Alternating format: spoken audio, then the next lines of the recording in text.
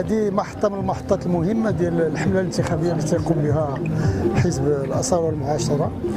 أولا للنزول إلى الأرض الواقع والاتصال بالمواطنين، وكذلك التعرف على يعني معاناتهم وترجمة ما يمكن ترجمته من أفكار في برنامج الحزب إلى أرض الواقع. بطبيعة الحال الحمد لله إلى الآن الحملة تمر في ظروف حسنة وجيدة.